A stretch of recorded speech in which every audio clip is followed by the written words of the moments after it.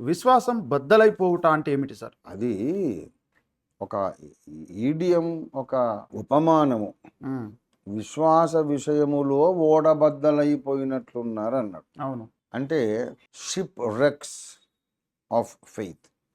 ఇప్పుడు సముద్రం మధ్యలో ఉన్నాం.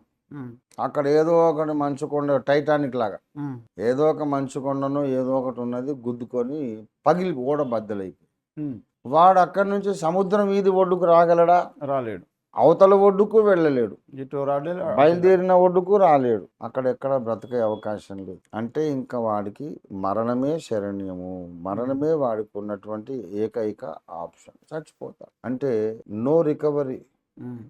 No escape. అలాగా విశ్వాస విషయములు ఇంకా వాడు పరలోకానికి వెళ్ళలేక, లోకంలోకి వెనక్కి రాలేక, వాడు ఆధ్యాత్మికంగా సర్వనాశనం అయిపోయిన పరిస్థితి. కొంతమంది సత్యాన్ని వదిలేసి, దేవుణ్ణి వదిలేసి, దేవుణ్ణి దూషించి, హ్మ్. దేవుని మీదనే ద్వేషం పెంచుకొని సార్. భ్రష్టులైపోయిన వాళ్ళు ఉన్నారు కదా. అవును.